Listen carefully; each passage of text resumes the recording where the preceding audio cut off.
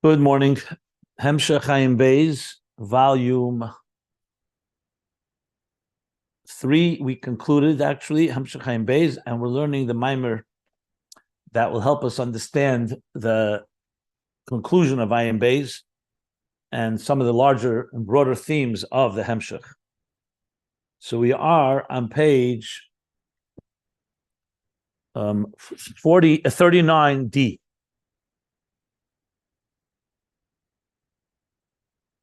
Yeah, 49D. So let me sum up what we've learned, and then we shall continue from there. Okay.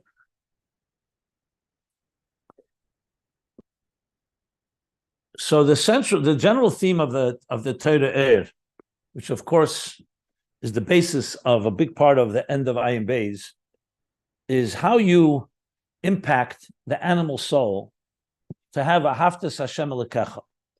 Because we say v'ahavta Hashem Elokecha b'chol levavcha v'shnei yitzarecha.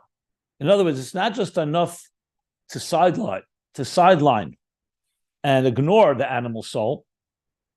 The goal is to transform it, which of course fits to the central theme of Ayin Beis, the transformation, the interface between divine and existence, which means interface means transformation. Doesn't mean eliminating. It doesn't mean compromising or in any way ignoring. It's transforming the tzimtzum. It's transforming the animal soul. As he says in volume 2, the animal soul in our personal lives is the manifestation of the tzimtzum. So how do you do that? When the animal soul on its own is the exact opposite. It's the diametric opposite of what the divine soul wants. The divine soul wants godliness, transcendence, purpose, a higher calling. The animal soul is only interested in its own selfish needs. That question is asked in Torah Ohr, in the Mittler Rebbe's explanation of Torah Ohr and Ayin Beis. So he answers in Ayin Beis. He begins answering by saying it's through the hisbonenus before v'ahavta comes Shema, v'hoyim Shem and Baruch Shem. So Shema and Baruch Shem is a contemplation of the divine soul that will have an impact on the animal soul. Now, the Ayin Beis never gets back to the impact. He just talks at length, the last 13 pages of the Hemshech, of that hisbonenus. Yichud Tata, Yichud Ilah. Basically, that the divine is a true reality. But he never really gets back to it. In Torah Ohr, he already answered the question in the first mimer, before the bir, by saying that this is why the neshama is compared to Ner Hashem Nishmas Adam. A Ner is made up of 3 parts. The psila, the wick, is the divine soul as it manifests in the body and the animal soul. The shemen is the wisdom, the intelligence of the animal soul, that through the divine soul is being harnessed and channeled to become and feed and being drawn and being absorbed into the wick to produce what? The love of God, the fire and flame of God. So that's how he says, that's how it is. The hisbonenus impact the animal soul.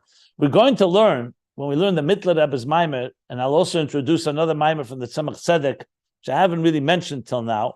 We have a mimer from Tzemach Tzedek also on this pasuk, that there's 2 aspects to this answer. I'm just mentioning it now. One is that Rebbe Rashab already addressed it earlier, that by saying Birchas Yetzer before Shema, we're actually revealing and warming up and, in a sense, softening the animal soul, because the animal soul itself is rooted in the malachim above, like we learned earlier in Ayin Beis.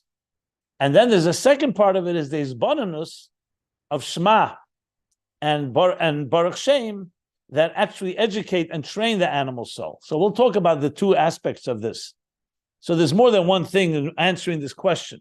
But in Torah Ohr, he did not speak about the malachim and Birchas Yetzer, and he did not talk about the root of the animal soul in the mimer itself, but he does talk about it in the bir, which I'll get to in a moment.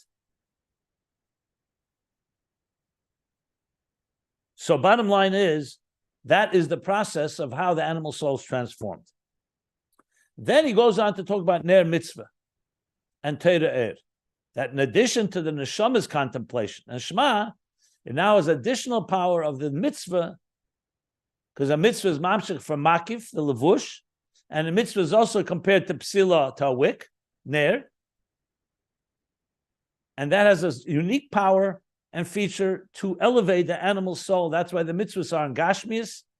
They're done with the physical world, meaning in the animal soul's involvement in the physical world, and elevates to ner, to the point that elevates it to Torah Ohr.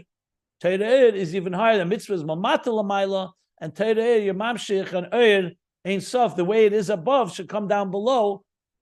In other words, ner mitzvah is still a Ohr lefi erech that relates to existence.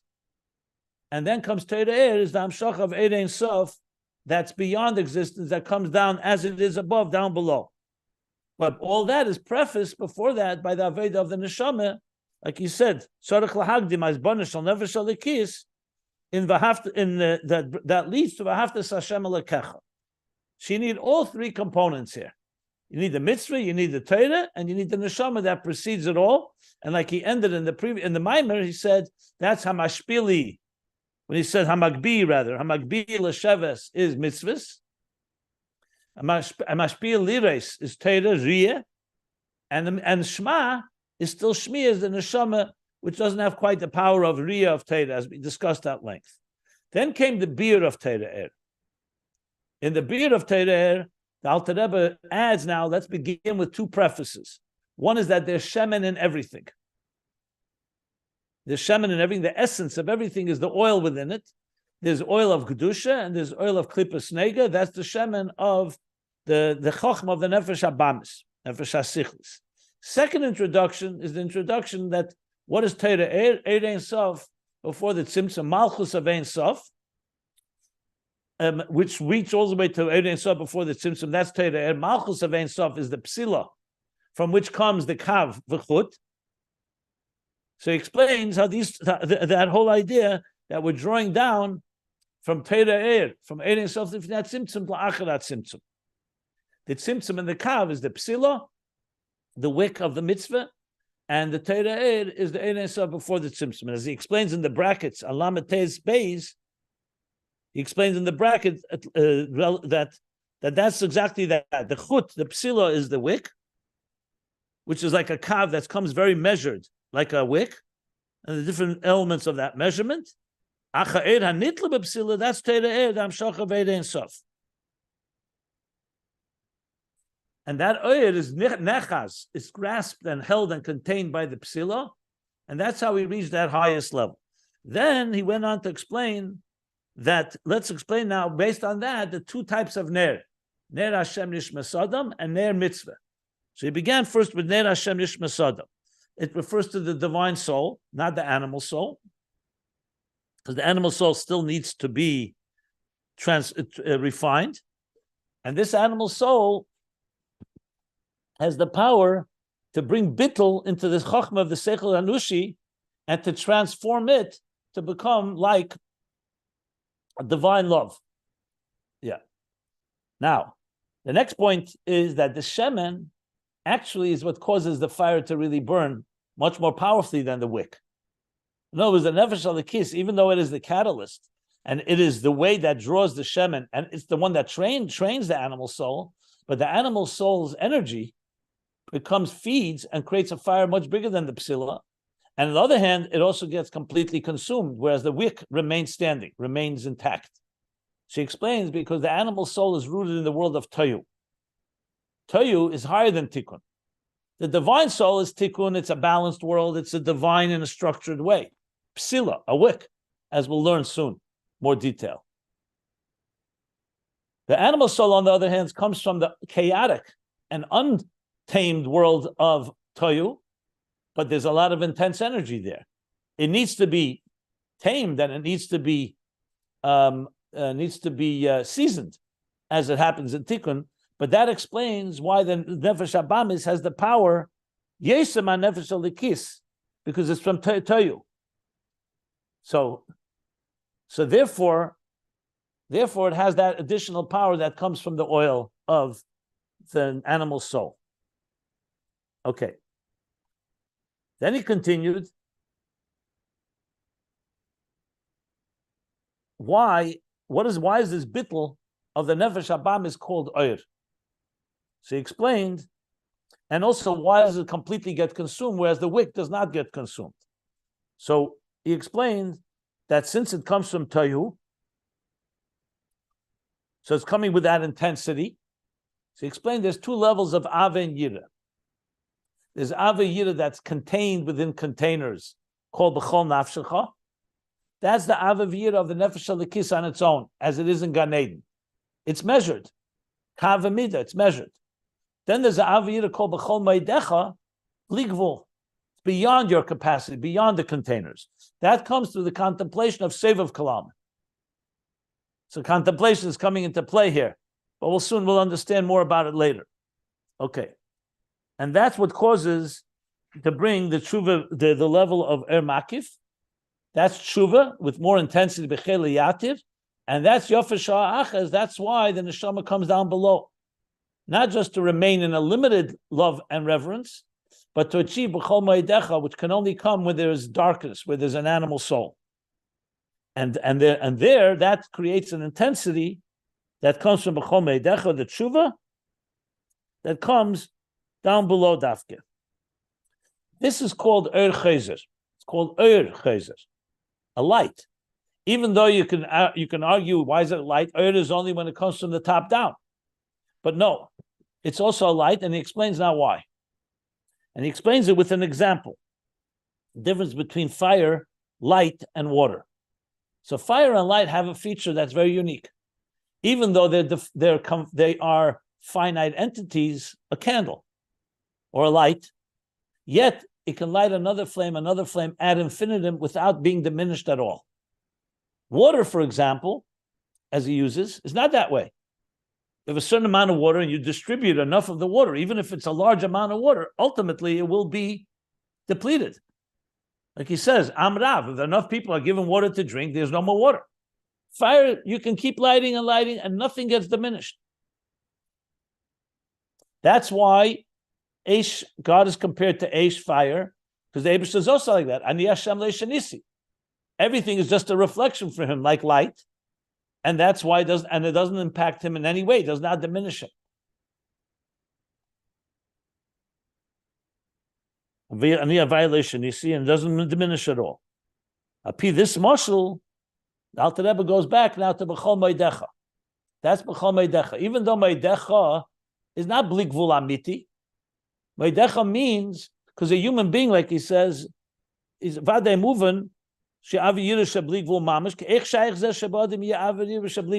could a mortal, finite human being have literally bli gvul? So you have to say it's relative to him. Compared to this person, it's bli gvul, meaning it's going out of his comfort, out of his routine, out of his structure. But at the same time, though he's finite, and when he goes out of his finite structure, he draws down Ein Sof Amiti. Exactly like the flame. A candle is only a limited finite candle, yet it can light infinite amount of light of candles. That's b'cheli yatir. That means that even below, in the world of gvul, in the world of gvul after the tzimtzum, you could be mamshech eir shalamayla mat tzimtzum bli gvul mamish. Nimtze ima yes avarabazum etzem etzem bailas gvul.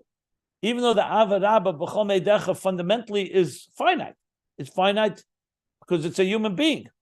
B'kol mokim, being that's more than his gvul and keli of the nefesh, al kein payelas amshacha b'pchinas bli gvul mamish, dainu erein sof mamish. So a mamish draws down erein sof mamish from the highest levels of bli gvul amiti, and that's why avarabba is called zu of b'chol meidecha, even though it's chayzer, it's called So because it's kamoshla air va'esh, because it's called air because like a flame that lights another flame. So even though it's coming from a gvul, nevertheless it's called air. Air bli gvul is obvious as air because it's a reflection of the divine that's bli gvul. But that air should come from below and still have an infinite potential of generating infinite light is the reason that that's called air. Yeah, and that's where we stopped. So you see here how the developing theme is helping us understand many, many different things.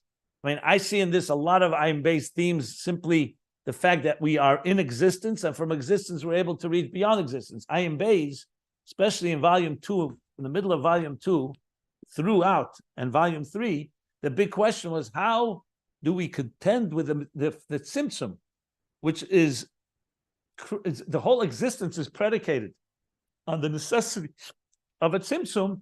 How is it possible that a post-tzimtzum reality can experience a pre-tzimtzum consciousness when the whole existence could not exist in context of a pre-tzimtzum consciousness? And the answer ultimately is because we transform the tzimtzum. We transform.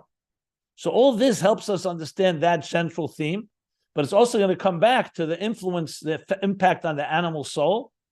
Right now, he's talking about the impact that the neshama comes down below, and here's where you create bleak vul. Whereas in Hishtalshelus, it's like he's going to explain now, is kav amida, is measured.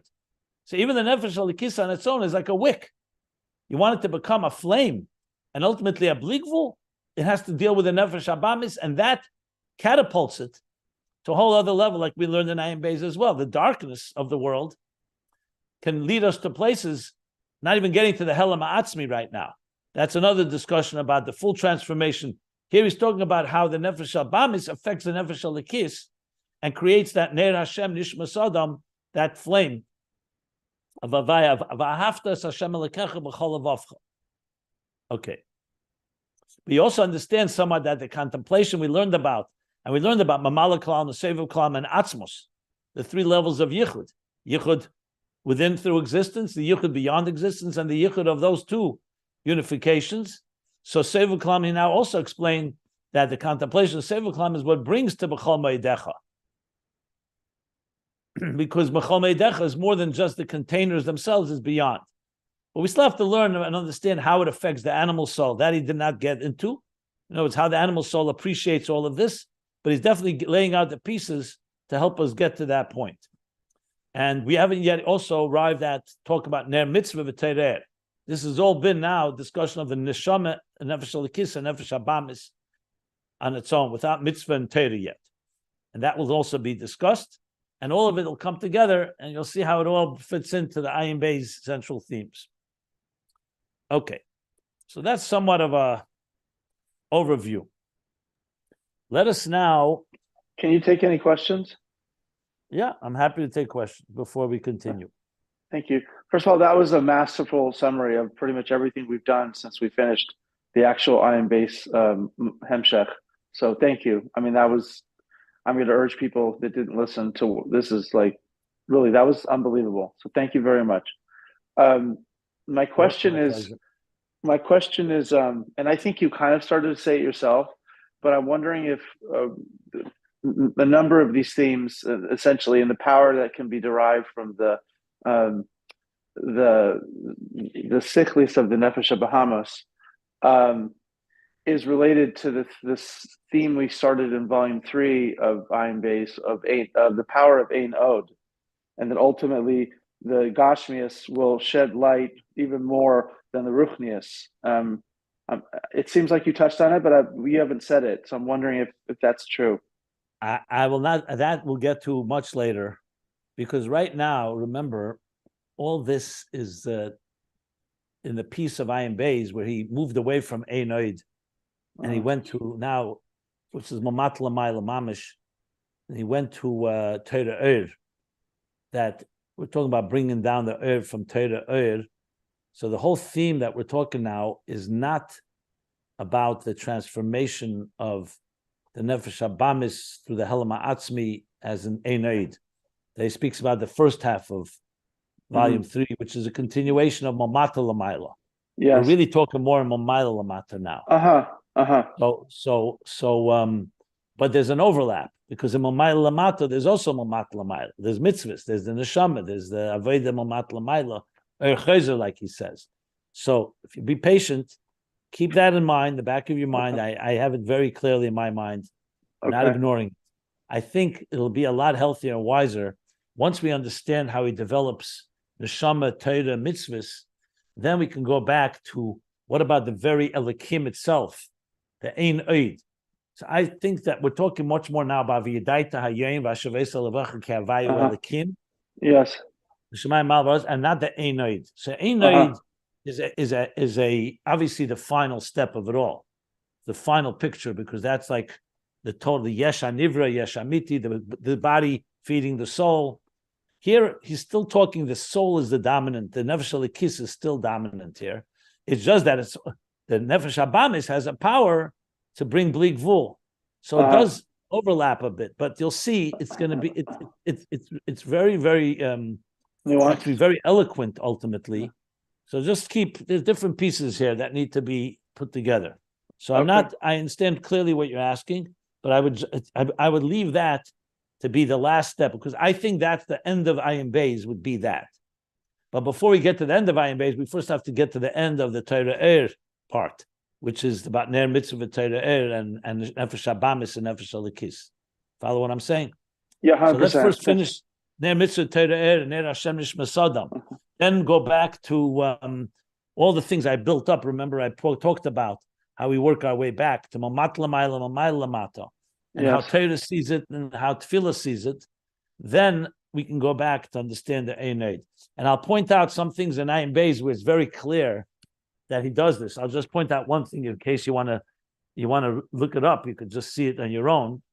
There's an very interesting line that I keep going back to, because it's a very, I always talk about finding the clues, the clue and the signposts.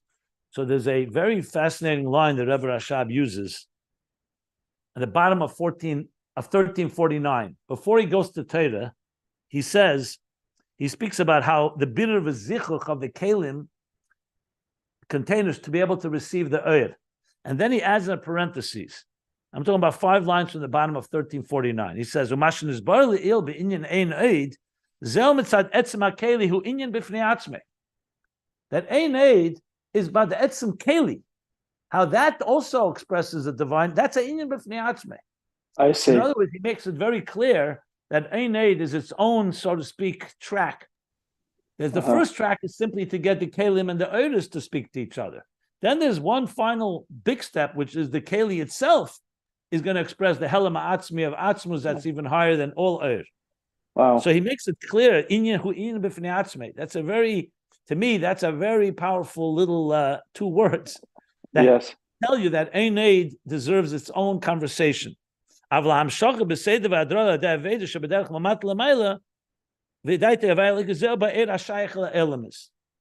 see, he makes that distinction. Yeah. And then he concludes with tefillah. So I'm going back to, obviously, that's why I'm always so adamant to stick to the actual lines of the Ayin Beis, because the Rebbe Rashab himself obviously had the picture in his mind, and he's giving us very clear indicators of where he's going with all of this. So then he finishes with tefillah, and then you turn the page, he says, Ma'ata, after all that, we're going to start with Torah, and that's how he goes into what we're learning now. So I'm trying to first develop what we're learning now, then we're going to go back to 1349 and backwards. We'll work our way back. So wonderful. So well, it's typical. Our cosmic tour guide. You already know the destination. We're just it's point by point. It's not a non-stop trip. It's a multi-stop trip. Exactly. Okay. Thank and you also, very much. I mean, I'm also learning as we go. I think the Mittler Rebbe's Maimer is going to be absolutely critical in this, because he begins to tie together things that the Alter Rebbe does not specifically state. So it's all fast. I mean, it's really, to be honest, it's like, I don't want to compare it to a chess game where you're looking at 30 steps ahead, but you have to have so many moving pieces and make sure you got them all, covered. It's quite complex. What can I tell you? Yeah, it's amazing. It's exciting to see someone like you who knows Chassidus as good or better than almost anyone else in the world to get excited over this kind of Chassidus, to see you drawing all these connections. I have to say, just for me, watching my teacher get excited is pretty cool. So it's very special. So thank you for sharing your own. It's exciting. I tell you, I feel sometimes I'm like at the precipice. I feel like almost like, it could be so, if I pushed a little more, I think I'd explode, because there's so many, when you have so many things, you want to make sure everything is covered. Like, You get into that very what's it called tentative or tenuous place. Tenuous is the right word, where you're not like in so, because then the nefesh habamis suddenly comes in, and how does that fit in? And, and it's all and the yichud, and then I constantly go back to Ayin Beis to look at different pages, because suddenly I realized, oh, that's what he meant when he said that. You know what I mean? It's like there's so much to cover here. It's not, we're talking here 1,400 pages, mind you. So it's a lot of topics and variables, and it's just wonderful to see. You have them all in your mind. You have them all like a very complicated mathematical equation, and you can't, in order to see how they all work together, you can't jump from one. Can't jump to the next until you've finished understanding each one. And it's just you have them all on your mind, and it's just really cool. Well, I hope I have all, but I will say this: I find it exciting when I see my teacher, the Rebbe Rashab, how he's learning the Alter Rebbe's Maimer and the Mittler Rebbe and Tzemach Tzedek, how he's like bringing together all these themes. That to me is extremely exciting. Yeah, wonderful. Thank you so much, Rabbi. It's like I feel like we're walking in his footsteps when he was developing it, like what was going on in his mind, how he was learning the Maimer. And if you really start reading it well, you see that how he learns this Maimer completely different way than any of us would ever read it. There's a lot of stuff in this Maimer, but once you're informed by Ayin Beis, and especially the Mittler Rebbe's Maimer and Ayin Beis, you see they were masters that knew how this took.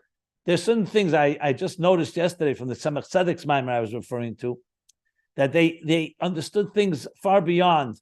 I read it and I understand one thing, then I see, wow, okay, they took a whole other, but that's not a surprise. So it's all part of the journey. Ruach HaKodesh. It's Ruach HaKodesh. We're watching Ruach HaKodesh in action. Or even better than that, a Chacham Adaf Menavi. A Chacham is even greater than a prophet. So Wow, very cool. Thanks for sharing. Yeah, absolutely. Okay, so let's learn on. I'm in the fourth column. The page is Lamed Tes Daled, 39D. In numbers, it's page 78, the second column. And we just finished with learning about why Avarab is called Eir, because Eish, even though it's Baal Gvul, Yesh Mimena Amshacha Bli Gvul Mashenkin B'mayim. So now, look how beautiful this is going to now develop. He's going to speak. The example of fire and water is not just some type of random example he picked up. It's actually going to reflect two types of love of God. So as a little preface, before we continue, you may have learned in Tanya and other places that there's an Ava Kamayim, a love that's compared to water, as Ava Kadish Be'esh, a love compared to a fiery flame. Water is calmer. Sometimes they say love, let's say sibling love, is more like water. Spousal love is more like fire. Not just because of because when you love someone that is more like your flesh and blood, it's a calm love. It's a love. It doesn't have to be passionate. Doesn't mean there can't be moments of passion, but it doesn't have quite. When it's a love of two strangers who come together, two soulmates, it has a whole other dimension of love. So that's just one example. But in Avos Hashem, the same, there's two levels, Ava Kamayim, Ava Kadish Be'esh. And he's going to explain that's the difference, the Chol Nafshach, Ava B'chol Nafshacha, and Ava B'chol Meidecha.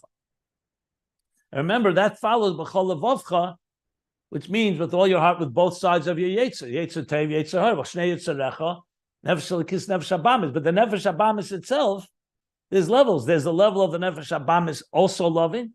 Then B'chol Nafshecha, with all your Nefesh.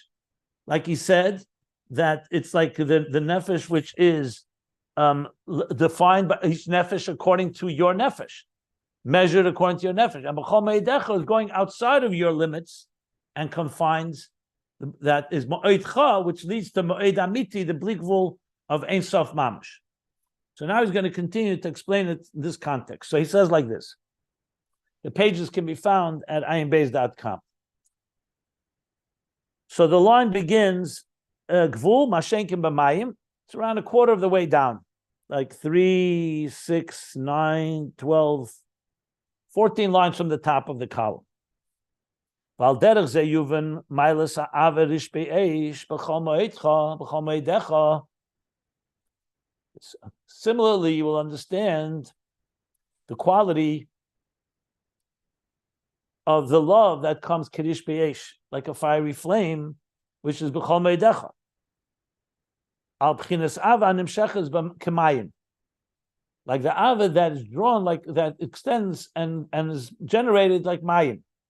Shehu b'chinas b'chol nafshecha. That's b'chol nafshecha. Like he said before, b'chol nafshecha is in containers, as we and b'chol moedecha is beyond your container. So he says like this. V'hinei, 1 second. Well, briefly, let me just state it. Mayim, like he said, is limited, but it also creates limited. In other words, there's that much water, and ultimately it will deplete. Fire is limited, but it creates something that's infinite. So in both cases, the human being, is still you. You're a finite human being. But b'chol nafshecha is your finite love creates finite hamshach, like mayim. And your finite love of b'chol meidecha, because you went out of your own comfort zone or your own routine or your own limits, you went beyond what you're capable of, what you're usually capable of. So that creates and generates a bligvul type of reaction. Like I explained in the last class, it's a tremendous concept. I use it all the time when we talk in the Avodah. You read all these high levels, you say, well, what about me? Where do I fit into this? I'm not a tzaddik, I'm not a beinoni. I'm barely, scratching the surface. I have to deal with my nefesh habamis. So I always explain that everything in Chassidus is ultimately tailored microcosm to your microcosm. The Rebbeim lay out the so-called formula. They lay out the picture. But how you apply that is each person. So for one person, if for them an effort is to learn Aleph Beis, and for another person who's a Talmud Chacham and knows Aleph Beis, knows all of Shas, but comes without any effort, like he says in Tanya, he learns 100 times. It's his regulus, that's his habit. So that person saying Aleph reaches a blig vul amiti that Talmud Chacham does not. It's a very powerful statement because Hashem is not looking here for firepower. He's not looking at a person who's brilliant and has something on his own, has something because he's naturally that way. Great. We don't take away credit for that.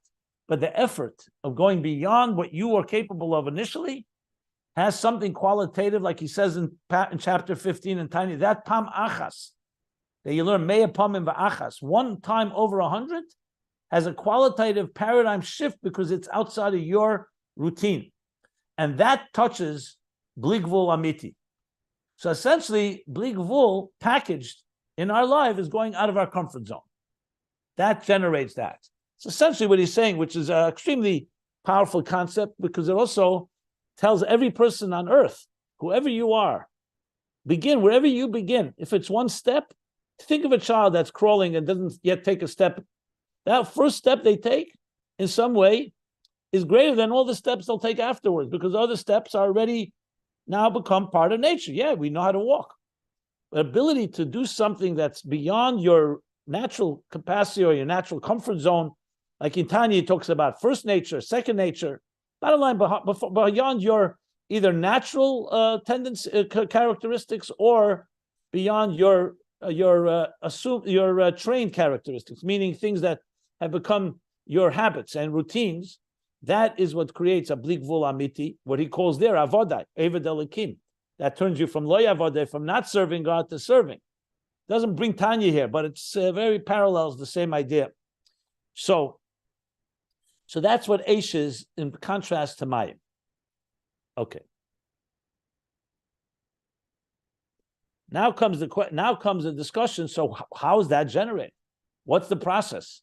You said the neshama and nefesh alikis is a gewaldige level. In Gan Eden, it's nenem beziva shchina, it's divine. We learned earlier the seichel of a nefesh alikis is only about godliness. It knows nothing. It has no interest about anything material in this material world. And yet we say that there's an ava b'chol meidecha that dafka when the neshama comes down lamata, Nefesh Lakis comes down in the animal soul, in the body, that a certain bligvul is achieved. So he's going to explain what that means. So he says, V'hine, Ava Rabazu, this great intense love that we're talking about, Chol Meidecha, like fire, Nesave B'Haneshama Dafka Yidei Slapshusa B'Gufa Nefesh Habamis. That's formed, that's forged. That's a good word, I think, here for Nesave. That's forged and formed in the soul, not on its own. Dafke, when it manifests inside of a body and an animal soul. Sha'oz tove lebchinas tshuva b'cheli yatir. Because that's when it comes to a state of tshuva. That tshuva that comes from the Ohr Chayzer he talked about, where a person, remember, tshuva doesn't always mean on a sin. It means that you're in a state of concealment and you've overcome the concealment.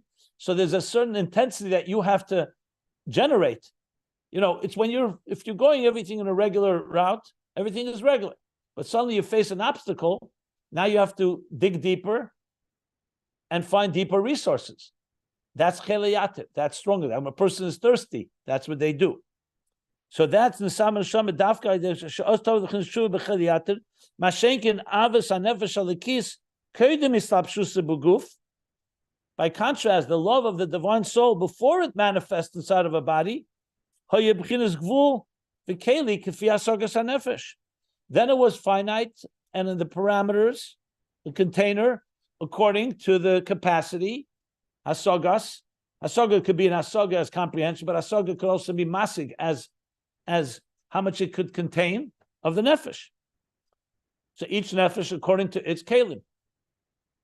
So he makes it very clear. Ulechein nikra nefesh alikis psila, and that's why the divine soul is called a wick. This he didn't explain in the original Maimer. He just called it a wick. I'm looking back when he called it a wick. He just said it was a wick. He didn't say why. Psila mechaberes, yeah. But now we understand why it's a wick. Because after explaining what a kav chut compared to Erein Sof Lifnei Tzimtzum, so psila shapsila zeh dover mugbal be'etzem, because a psila, by definition, a psila is a wick. It's a fundamentally limited, finite entity. That's why it works. If the wick was bleak wool, it would never create a flame like we know it. So there's a wick, is gvul bilgable be'etzem ukmay psil v'kav hamida. Like we spoke earlier about the psil and kav hamida from the pasuk. The psil, the wick, and the kav hamida, the line that measures. He mentioned that before. We spoke about kav hamida, knei hamida, on page 39b. Psil pshis pishtim biyodei v'knei hamida, v'kav hamida. So clearly, it's like the kav hamida, it's measure. That's the wick. But it's being enclosed, manifest in the animal soul, the oz. And then Hashemen, the bitter nefesh hasichlis, shemen neiga. Then the shemen, the oil, the chokhmah, from refining, because remember the shemen on its own is still raw and not tamed yet. But when it's refined, and he calls it clearly nefesh hasichlis, because the nefesh hasichlis, the chachma of the nefesh habamis is called nefesh hasichlis. That's essentially how I would say it. Even though nefesh hasichlis and nefesh habamis are sometimes referred to two separate, but at the end of the day, in Tanya, nefesh halikis, nefesh habamis, nefesh hasichlis is the chachma of the nefesh habamis. Like he said, the midas of the nefesh habamis is yetzer hara, yetzer hara. The seichel of the nefesh habamis is the nefesh hasichlis. So when that's refined, nefesh hasichlis shemenega, which comes from nega, klipas nega, which is the shell. It's still it's still a radiant shell, but it's a shell. Shesharsha, where is its root? The shemen higher than the kav amida from tikkun. Me'elamateu. Its root is an elamateu, like he explained in the previous column. And that has more intense energy than tikkun. So when the nefesh alikis is mislabish and nefesh habamis, and the shemen of the bitter of the nefesh hasichlis, which is rudateir, who nimshach acher apsila, the nefesh alikis, is now being drawn and being drawn into the wick of the nefesh alikis. Aydezeh dafke yisapach hashemen la'oir. Dafke through this process, the shemen now gets transformed to oir, to to light, because the shemen is turning into light, into the flame, which is the great intense love of b'chol ma'idecha, like we learned. Ubitul elyon yeser ma'keli. And this bittul is higher than the keli. The oir and the keli, the bittul of the nefesh alikis lamaila without the nefesh abamis is a bittul, but it's a bittul of an oir and a keli that fit each other.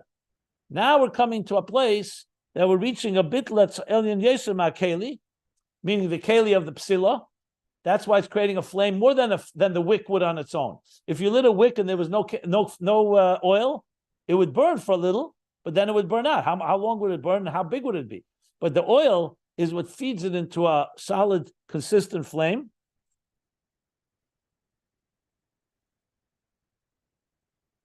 And now he brings us back to the story with the Gemara, Rabbi Yehuda.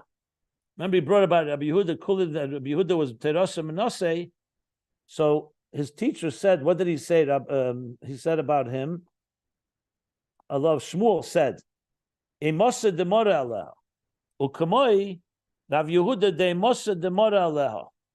Like Rabbi Yehuda, who was a person who came to a point of the reverence of the master is upon him, Shmuel said. His bittul was a complete bittul, meaning bittul more than regular bittul. So he's comparing now Rabbi Yehuda, because remember Rabbi Yehuda was involved in the zikin. He's going to talk about that now, I think. He's involved in the zikin, which is damages, which is the world of tzimtzum, the world after the tzimtzum. So when he comes, I guess, to this bittul, it's like the bittul that the nefesh abamis leads the nefesh alikis to. That's his comparison here. That's how I would explain it. I mean, I know it comes out of like left field suddenly, but it's not. When you go back, you realize that's what he meant with Rabbi Yehuda, who he brought several times already. Let me just see something. Yeah, remember he talked about the difference between Eved and Melech. So that Tzemach Tzedek in his Maimer says that you can learn Torah. In Torah, he said you can learn Torah like an Eved, a servant that's learning the rules of his master, of his king. Then you can learn Torah Masnis and Malchus like a Melech. Why? Because the word of God is shining through you, so you're like an extension of the king himself. And that's a whole other level of bittul. Like he said, Dvar Hashem samti b'ficha. It's like you are God's mouthpiece. The Eved is not God's mouthpiece. The Eved is a recipient, is a student trying to understand his master's teaching or laws, commandments. Rabbi Yehuda came to the level of bittul of terasa menaseh. So he's saying that higher level of bittul, which the nefesh alikis has, but the nefesh alikis has it's still a oir and a keli. But in Rabbi Yehuda, he's saying that there's that because it comes. I'm assuming because Rabbi Yehuda was involved in the zikin, in the law of damages, so that's like the nefesh alikis engaging with this world. That catapulted him into a world of bittul of this level of chol moedecha. I have to go back to see if he indicates that earlier at all. He did bring it Allah Shaykh because bittul and sof shem shchala b'krishma. That's because bittul mamish. So I think that Tzemach Tzedek says that the Eved is like the bittul of the kav midah of gvul of b'chol nafshecha, and Melech is like the bittul of b'chol moedecha bli gvul. Mama Shori says that. I have to look it up. It's not so clear because earlier he did say it's each one lefi erech them, which sounds more like a keli.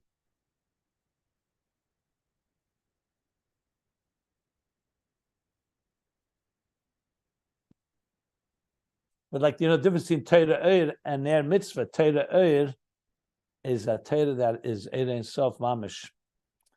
Okay, we'll see if I'm saying what I'm saying is correct, but it looks like he's adding that dimension now as he compares it to Rabbi Yehuda. But I'm not positive about that exactly. I have to see what he develops this. Let me stop here if anybody wants to ask anything. I don't think that he's comparing Rabbi Yehuda aimed to the more to the battle from Nefesh Abahamis that shows. Why not? So what's the kamoi? So what's ukamoi? The kamoi is that he was in such a battle that brought him to the highest level, like the Yeah, Nefesh but so why is he bringing it here? I mean, if he's not, he's saying bittul yeser makeli ukamoi Rav Yehuda. So Rav Yehuda is not yeser min akeli. Yeah, of course he's more yeser min akeli, but the reason so then it's like, so why is he more than other people learning Torah? So that's why I'm bringing the nizik. I think the nizikin is the key. I think he's going to say something about it soon. Let's read on. Or else it doesn't fit here. If he's b'chol nafshecha, so why is he saying it? Why is he bringing it here? Anyway, maybe I'm just. Why are you so against that? Maybe he is that level. What's the problem with that? No, of course it was in that level, but what I have... Of course. No, either he is or he is not. What do you mean, of course? He's saying here it's like the bittul higher than the keli. Anyway, let's see what he says afterwards. I don't want to say anything conclusive. I think that's the pshat. But according to what you're saying, then he shouldn't bring Rabbi Yehuda here altogether. Why is it relevant? He said to me it's obvious that's what he's saying, but for what it's worth. Yeah, to me also. I mean, it's why else did he bring? Why would he? I mean, and anyway, why don't we read on? It's not finished, and we'll see. Either it becomes clear, or we can argue about it. I'm fine either way.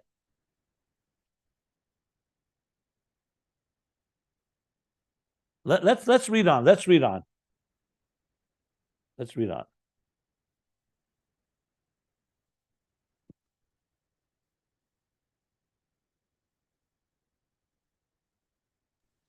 Before he talked about Torah Ohr, but he's not talking about Torah Ohr yet here. So we'll see. Okay, let me see what he's going to say here. Okay. That's why this intense love is called b'shem Ohr Chezer. Again, he's going back to the point that he made earlier about Ohr. So before he said it's Ohr Chezer, it's Ohr because it's like it generates, even though it's gvul, it generates bli gvul Ohr. That's what he said before. Now he's saying like this. Because it's an Ohr, it's a different type of Ohr. The nefesh alikis, the Ohr of the nefesh alikis is gedusha lechatchila, it's godliness. Here, this Ohr is being generated from something that initially is not Ohr. Like he says, nimshach ma'abir de klipas nega. You're taking klipas nega, shemen, plain shemen. Remember, not shemen amishcha. We're not talking about holy, sacred oil. You're taking oil, let's say, from an olive. It can go either way. You could use it for personal reasons. You could sell it. You could use it even for chochma de l'umazeh, for chochma chitzenius. Remember, he says all types of chochma. Shemen is within everything.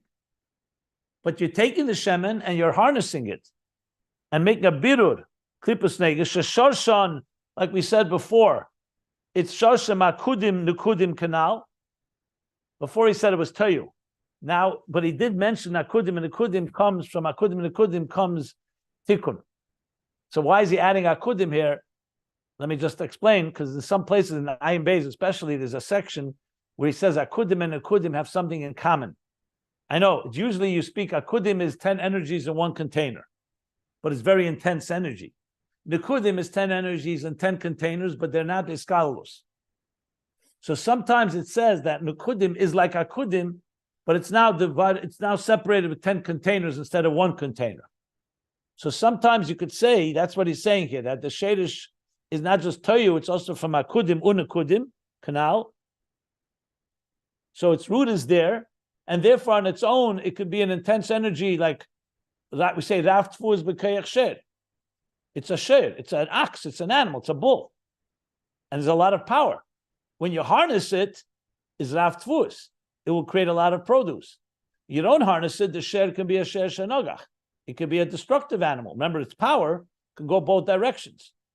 But here, we're talking about birur of the klippus nega. And it's rooted in a very intense place, that kudim nekudim canal. Canal, he most likely means, because he said that tikkun from birudim comes akudim nekudim. Okay. Elashai dezen nimshach achar kach Okay, one second. Here's going to be an interesting transition that is like somewhat can throw us. So let me go a little slower. So first thing you just said is that's why it's called Er Chezer, because it's an Er that comes from the birur of Klippas Nega. And that generates a very powerful Er. Like we said, Avarabba, Chomei Decha.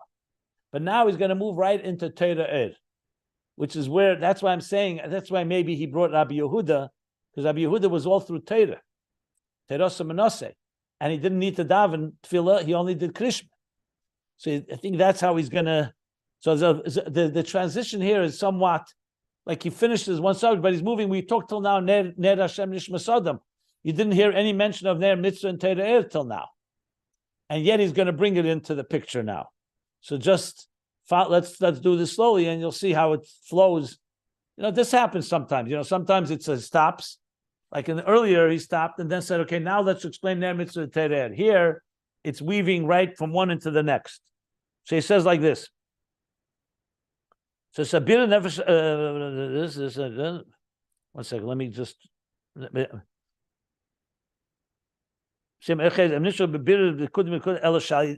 Ella. Now he's going further. Ella, but however, through this, upon pashas, what does this mean? Through this birur, afterwards nimshech, something new. Mamayla lamata. Even though it's er chezer, which means it's coming from the bottom up, you're taking shemen, the intelligence, human intelligence, and that is feeding the oil of the nefesh alekis and making it a bligvul, a b'chol me'idecha experience, because it's outside of the kelim, beyond the regular nefesh alekis structure. But now, Ella, through this, now something new happens. Through this comes a momayla lamatam shacher of Erein Sof Mamish v'hu b'chinas v'teira er. And this is the level of Teira Er. So when you read this right now, it seems very confusing. You're talking to me about the neshama, the nefesh alekis, educating and harnessing the animal soul and leading it to a greater love of God. Avarab, great. Didn't mention mitzvah. But when he says birur of Klippas Nega, it sounds very much like a mitzvah. That's what a mitzvah does, birur of Klippas Nega. The same thing is what the nefesh alekis does to nefesh abamis. With Bishma, it's refining the animal soul. And now suddenly he says, and this leads to Amshachim Amayla Lamata of Teira Er. So we have to say that he's relying, the language here is very, like I said, very brief, very jumpy, I would even call it. But he's relying on what we learned earlier, that first comes the Nefesh Alekis and its Aveda. Then come Mer Mitzvah leads it higher. Then comes the Teira Er, the highest level, Amshachim Amayla Lamata. So I think the Alter Rebbe is now just moving that way, and he's going to explain it. The next lines will become more explained. But I'm just pointing out, because suddenly you get to Torah Ohr. How do we suddenly get to Torah Ohr? He's going to talk barichas now about the Ner Mitzvah, and he's combining. I just said that. But he started right away by bringing Torah Ohr into the picture. So what we could say so far is this. There's the Aveda Mamat Lamayla. The Nefesh Alekis goes into the animal soul, the body. It educates, trains the animal soul to become a shemen, an oil that will fuel the psila of the Nefesh Alekis and create an increased intense love. Then, afterwards, that will draw down Erein Sof. Remember we said, this may be the reason. Remember he said before that even though it's B'chol Me'idecha, meaning through your Aveda, Gvul, but it brings Mamshech Erein Sof Bli Gvul Amiti. So he's saying, so the same thing here, the Aveda of the Nefesh Abamis, Nefesh Alekis with the Nefesh Abamis, even though it's still a human being, but it's B'chol Me'idecha, that draws down, he said earlier on the page, Erein Sof Mamish. So what's Erein Sof Mamish? That's Teira Er. That's the flow. Now I got it.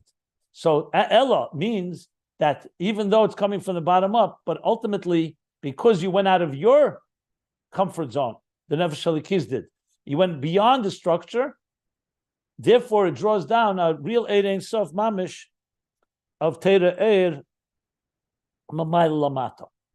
That's the problem. Now he's going to explain the steps of neshama, mitzvah, and Torah Ohr. But that's the flow here. And I think that's why he brought Rabbi Yehuda as well. Rabbi Yehuda is Terasa Menaseh, and he's a level of Terasa Menaseh, not like the Eved, but like the Melech. That's why it's in a level of total bittul. Yeah. Is he? Can you take a question? One second. Yeah. Just a second. I think I'm going to stop here regardless, and I'll take questions. Just 1 second. Let me just see something.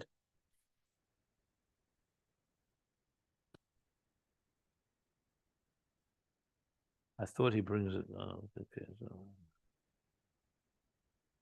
Just give me a moment. 1 second.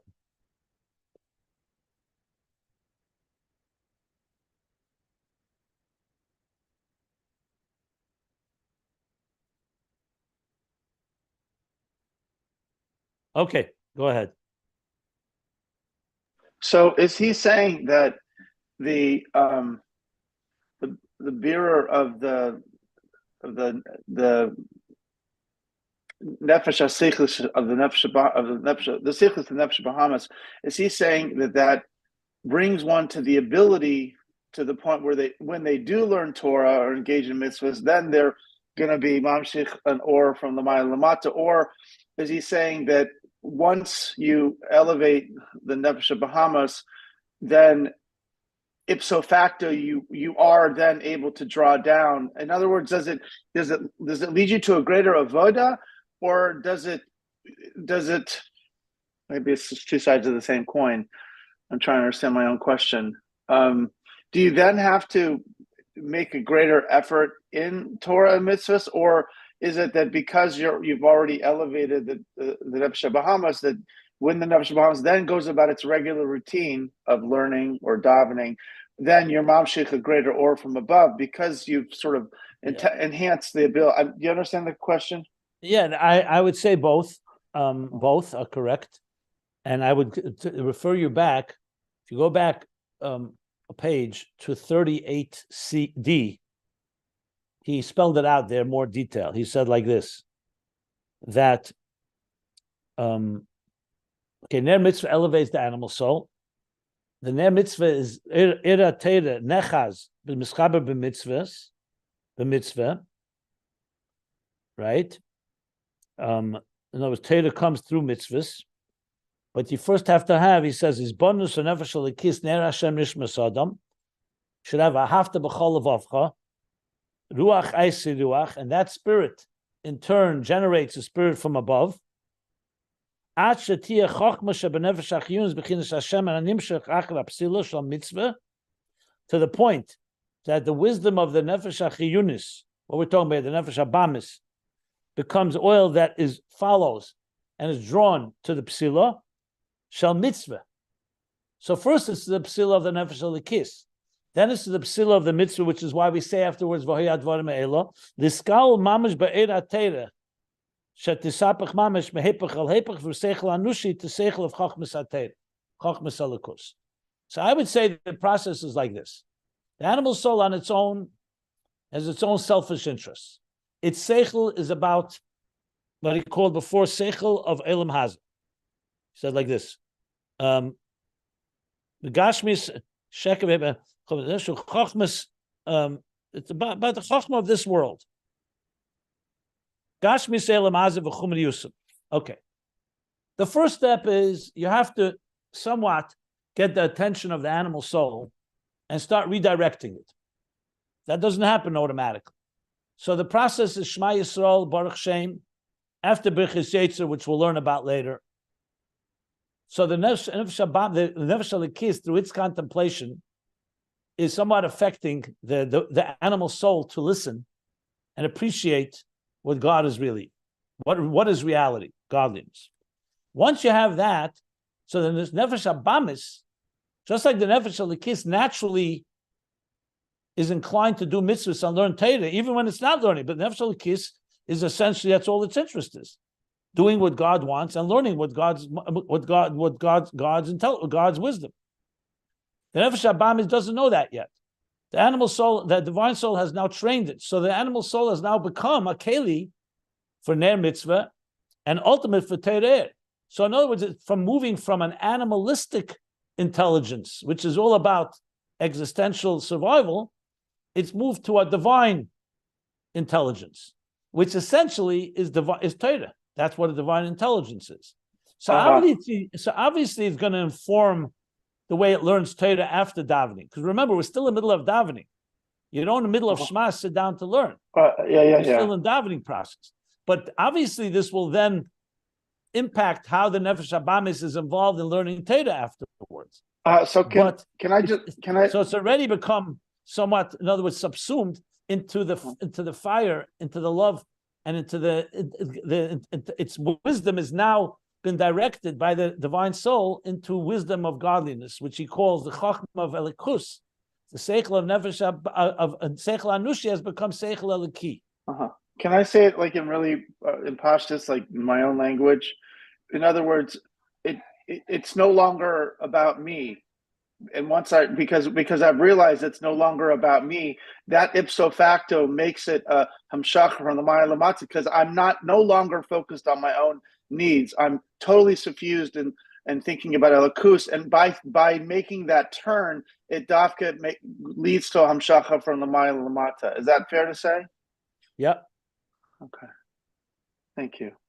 And the key thing to remember, the real emphasis here is, the real chiddush here is, that is the bechol moedecha, the bligvul, that we went out of our own comfort zone. The Nefesh Habamis catapulted the divine soul to that place.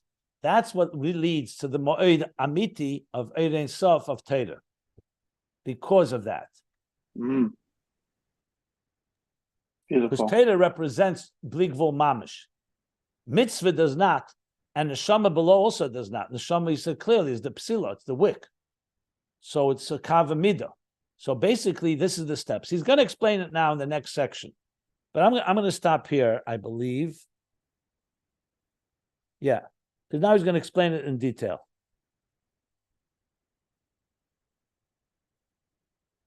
Maybe that's why I said he brought Rabbi Yehuda, because that's Torah Ohr. That's higher than the Keli. Yeah, for sure that's the pshat. But Rabbi Yehuda de Moshe the Mora Allah, it's higher than the Keli, like Torah Ohr.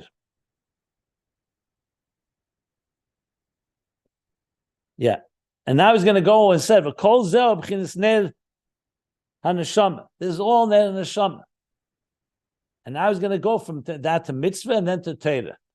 But we do have here that already is drawing. Yeah. I do think actually now that I'm thinking about it, I think right now he's talking that the Nefesh Habamis has become a keli for Torah Ohr, because it's B'chol Moedecha has now drawn down Torah Ohr, but it's not yet learning Torah. Then there's a whole other thing. When the person sits down to learn Torah, then you're going to get a full blast of Torah Ohr. This is still not. This is still that you've touched, so to speak, Eid Ein Sof, like he said, you've generated Eid Ein Sof l'may l'ma tzimtzum, Eid Ein Sof mamish, but it's not yet learning Torah. I think the next is doing a mitzvah and learning Torah, which is in addition to davening and the Shema, which we'll get to. I think that's the next step here. Yeah. Maybe but this is why. Once the Nefesh Habamis is trained to be receptive, then you can start talking to it about really being involved in doing a mitzvah and learning Torah in a different way. That's what he's saying. Yeah.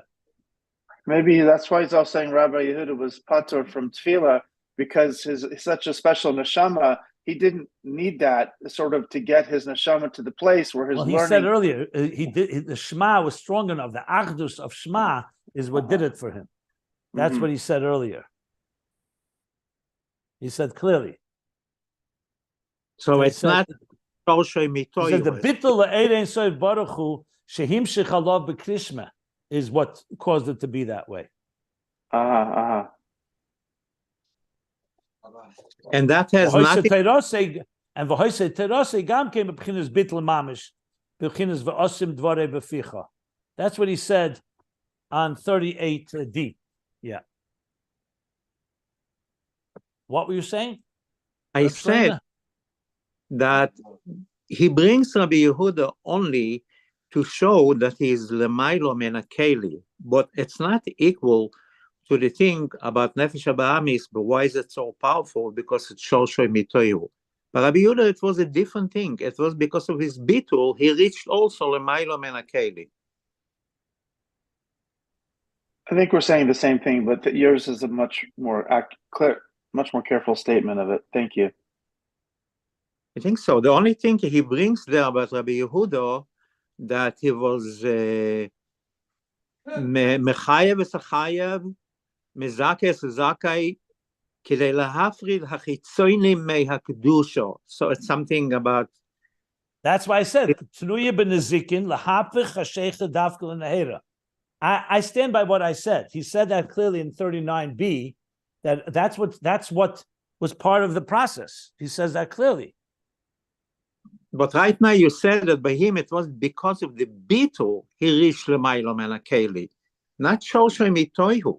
But I don't know. This is a little bit here. Once again, where did I say that Rabbi Yehuda was Shoshim Itoihu? I said he was involved in Kula Tanuya with Tohu. Nizikin is Shoshim Itoihu, and he was involved in doing that. That's he's making a birur. Rabbi Yehuda was a birur of Tohu of Nizikin.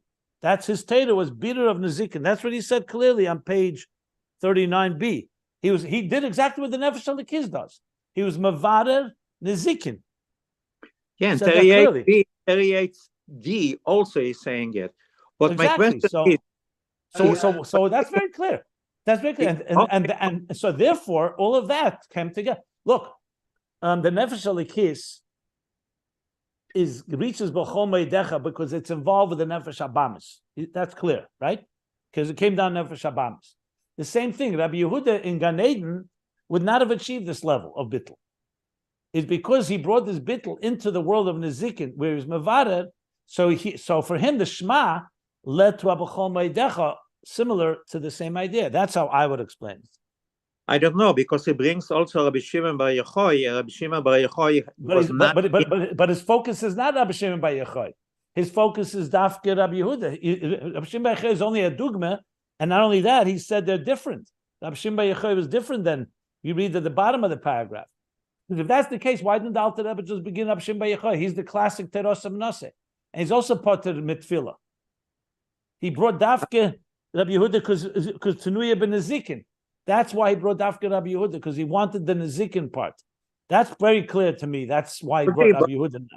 In Lametches D, anyway, that's it. He's saying about Rabbi Yehuda, shekefi erech bitul nafshu le'er insof baruch hu, kach hoisam shochas er insof baruch hu b'teirosam v'avidosam. Anyway, did you hear what I just said? Why didn't he bring Rashbi as the dugma? Why did he bring Rabbi Yehuda? The only difference is because Rabbi Yehuda is Tanuya ben Nezikin.